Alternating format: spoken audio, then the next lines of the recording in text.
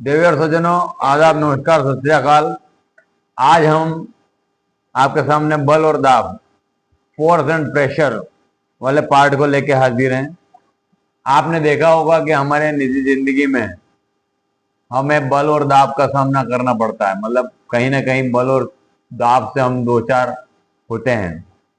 चाहे वो दरवाजे को खोलना हो या दरवाजे को बंद करना हो, या तो हम या बुक को उठाना हो टेबल पे से, या कोई भी काम करना हो, तो हम कहीं ना कहीं बल का उसमें जो है प्रयोग करते ही है। मतलब बल में दो प्रकार से बल करते हैं हम। या तो अभिकर्षण करते हैं, यानी कि किसी चीज को हम अपनी तरफ खींचते हैं, या अपकर्षित करते हैं उसे, या धक्का देते हैं जब हम, तो उसे अपकर्षण कहते हैं। जैसे कि चित्र में यहाँ बताया गया है आपको कि जो है ये गोली या गोलकीपर, चित्र बताएं जिगर। गोली या गोलकीपर जो है वो फुटबॉल को रोकता है, तो वो क्या कर रहा है, फुटबॉल को अपनी तरफ ले रहा है, यानी कि अभिकर्षित कर रहा है। अब यहाँ पे आप देख रहे हो हॉकी में स्टिक के माध्यम से ये बालिका जो है ये बॉल को धक्का लगा रही है, यानी कि क्या कर रही है, अभिकर्षित, सॉरी, अपकर्षित कर रही है। अब यहाँ पे ये फील्डर बॉल को फील्ड कर रहा है, तो वो क्या कर रहा है, अपकर्षित कर रहा है, अपनी तरफ ले रहा है उसे, सॉरी, अभिकर्षित कर रहा है। ठीक है, अभिकर्षित यानी कि आकर्षित। अब यहाँ पे आप देख रहे होंगे इन चित्रों को देखने बताने का बोलूंगा मैं। ये पहले चित्र में कार के सामने आदमी खड़ा है, तो कार कोई गतिमान नहीं हो रही है। अब कार को धक्का दिया जा रहा है, तब जाके वो गतिमान हो रही है।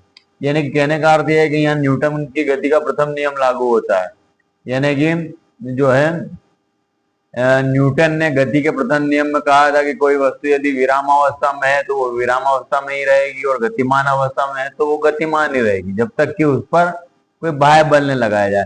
अब यहाँ आप देख रहे हो ये दोनों लड़कियां एक दूसरे के को पुश कर रही है, धकेल रही है, यानी कि यहाँ अपकर्षण बल लग रहा है।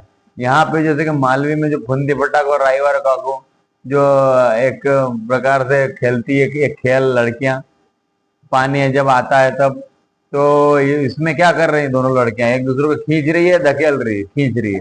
तो ये भी एक तरह का क्या है, अभिकर्षण बल है।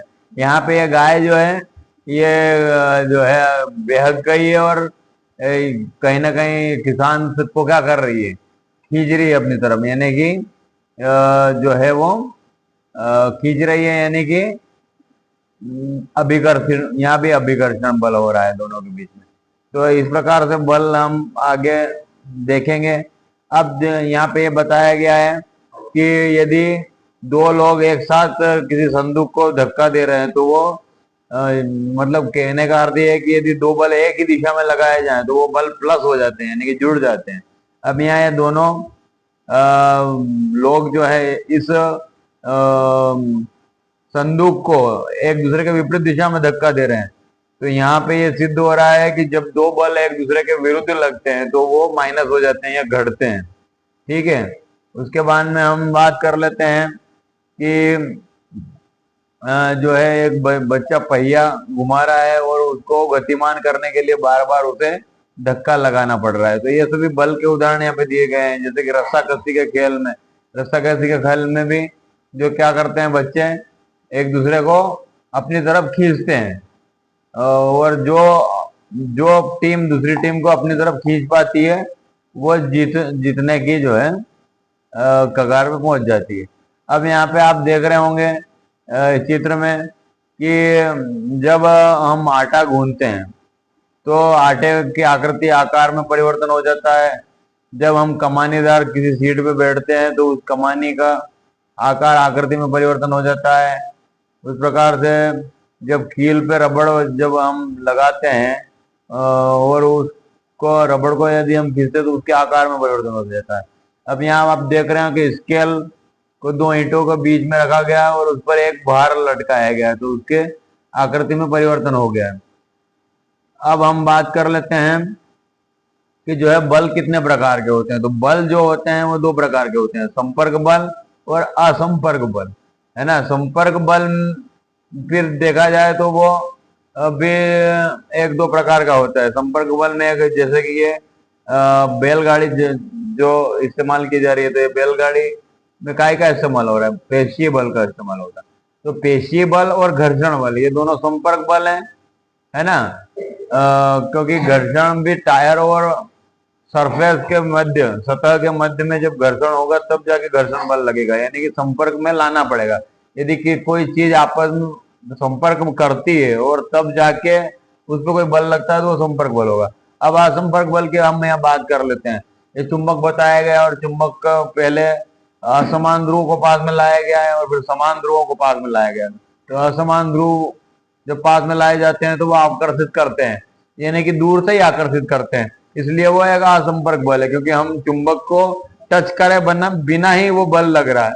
अब यहाँ देखिए हम, तो यहाँ पे स्थिर विद्युत बल की बात की गई है। स्थिर विद्युत बल का अर्थ यह है कि जो है एक प्लास्टिक की स्ट्रा को लटका दिया गया है और दूसरी प्लास्टिक की स्ट्रा को कपड़े से रगड़ के उसके पास में लाया गया है, तो उस समय वो आकर्षित होती है। यदि दोनों स्ट्रा को हम कपड़े से रगड़ लेंगे और दोनों को पास में लाने की कोशिश करेंगे तो वो जो है अपकर्षित होगी, दूर जाएगी।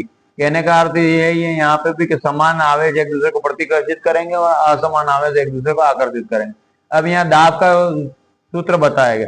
अब यहाँ देख रहे हो आपकी खील जो है वो टोपी के वाले सिरे से एकदम से जो है नहीं घुसेगी किसी भी लकड़ी में, लेकिन वो नुकीला सिरा घुस जाएगा।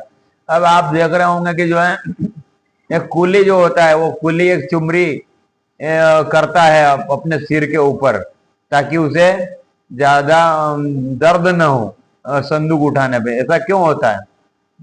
क्योंकि क्या होता है, ये दाब का सूत्र आप देख रहे हैं, दाब इक्वल टू बल बटे क्षेत्रफल जिस पर वो लगाया गया।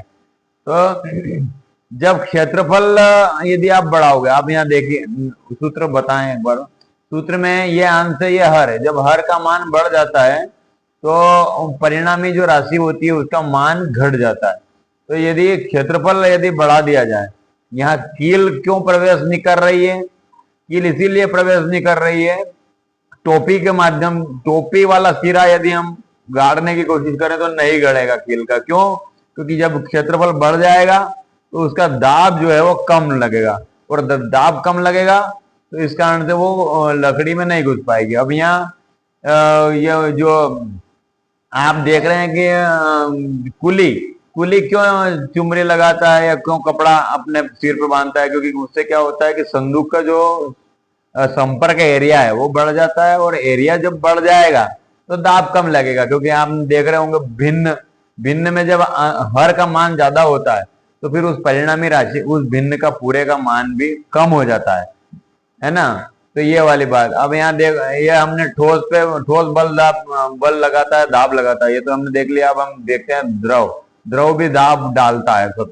तो यहाँ एक परख नली में हमने पानी भरा और नीचे हमने जैसे गुब्बारा लगा दिया, तो वो गुब्बारा जैसे जैसे हम पानी भरते जाएंगे तो फूलता जाएगा। तो इससे ये सिद्ध हो रहा है कि जो है द्रव नीचे की सतह पर दाब डालता है। अब द्रव बर्तन की दीवारों पे साइड में भी दाब डालता है कि नहीं, ये इस प्रयोग के माध्यम से बताया गया कि यहाँ पे एक नली द्वारा एक गुब्बारे को लगा दिया गया उसकी दीवारों पे, तो गुब्बारा फूलता जाएगा जैसे हम पानी भरेंगे। अब यहाँ पे इस चित्र में, चित्र 8.16 में बताया गया है कि जो है दोनों मतलब बहुत सारे हिस्सों में छेद कर दिए गए हैं बराबर दूरी पे, तो सेम दूरी पे पानी गिर रहा है ये छिद्र के माध्यम से। यानी कि कहने का अर्थ यह है कि समान बर्तन की समान दूरी ऊंचाई पे समान दाब डालेगा कोई भी द्रव। अब हम यहाँ देखते हैं कि जो है वायु भी क्या दाब डालती है क्या? तो जो एक शाही शोक्ता या जो एक चूषक होता है उसकी अगर थारी हम जो है वायु निकाल दें और उसको जमीन पे रख दें तो वो उठाना मुश्किल होगा। वो क्यों मुश्किल होगा? क्योंकि वायुमंडलीय दाब उस पर दबाव डालेगी और इस कारण से उठाना बहुत मुश्किल हो जाएगा।